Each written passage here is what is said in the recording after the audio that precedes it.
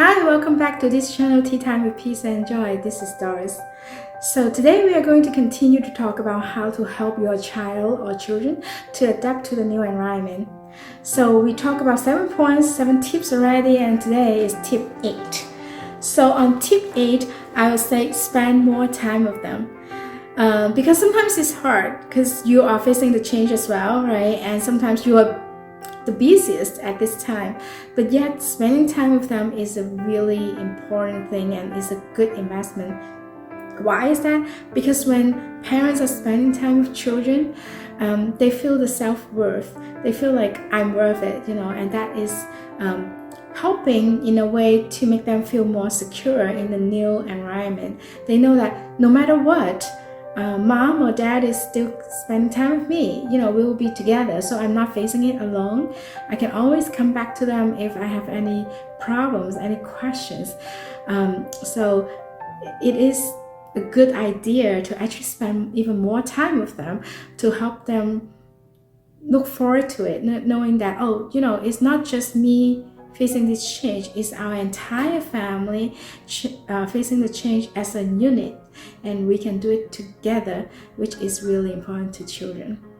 And tip 9 is ask for their help. It can be a lot of different things depending on how old your child is. You can ask them to pick out some wall colors with you. For example, if you're moving, you don't have to let them choose like an orange color, right? But you can limit the range, like, those 3 blues that I like, what do you think? So those kind of things will help them to have the ownership of the change as well. Not just I am facing the change, as I mentioned in the last point, same thing.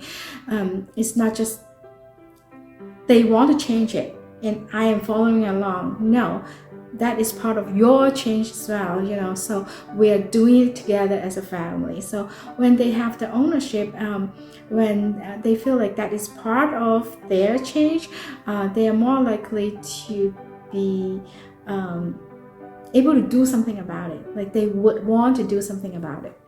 So it can be more complicated than asking about the wall color. If they are high schoolers, for example, you can ask them, okay, try to find out what doctors are there, like primary physicians that are there, and try to look up the reviews online to see which one is good, like things like that, right? Because they can go online, they can do the research, sometimes maybe better than we do.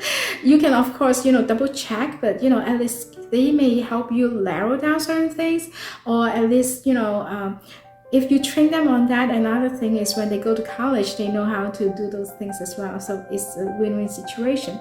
So ask for their help.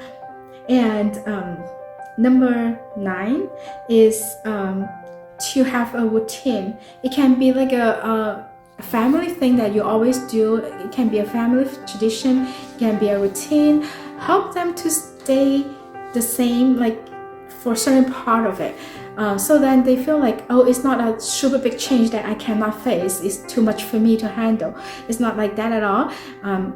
Actually, they can do it, and it's not that big a change, at least in their mind. So easy things like if they have anything, if you're moving, for example, but if they have anything in their room that they really like, the home decor, bring them with you and put it in their room. That gives them a sense of continuity, and it's just like a normal environment. I'm not like totally new.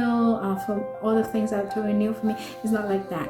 And it can be like, I know a lot of Americans always say Taco Tuesdays, right? So if you really go to a taco restaurant on Tuesdays, it's to find a new restaurant, but still go, and that will give them a sense of security as well. And another thing that you can try is, for example, if they have any hobbies that they are doing, or anything that they are learning, encourage them to still do the same things. If they are learning how to play the piano, how to play guitar, learn the same thing there, find a new teacher for them, and those will be really helpful for them to feel that, our life is just normal. We just have some changes in location or school, or whatsoever that is, but our other things can be pretty much the same. So let me recap all the 9 points that I talked about in the last 3 videos. Including this one, these 3 videos. Okay, number 1, help them to develop a growth mindset. Number 2, be super patient with them. Number 3, pep them. Number 4, give yourselves space to experience and process the stress or concerns. Number 5, get enough rest. Number 6, talk to people in the new community.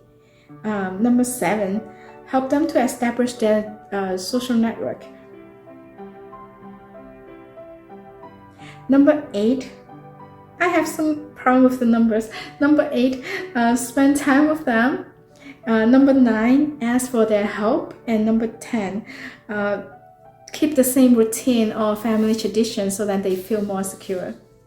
So at the end of this video, I really want to share with you a Bible verse. Is in Jeremiah 17, chapter 7 to 8. It said, "But blessed is the ones who trust the Lord, whose confidence is in Him.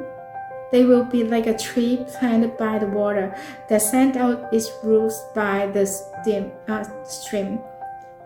It does not fear when heat comes. Its leaves are always green. It has no worries in a year of drought and never fails to bear fruit." So we know that when we, especially in situations that are harder, if we are willing to rely on God and pray to Him, He will be there for us. So thank you for watching. If you like this video, give me a thumbs up.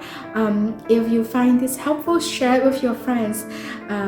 And if you haven't subscribed yet, I hope you will subscribe and click on the bell so you will get the notification when I upload my next video. Thank you so much. I'll see you in the next video. Bye.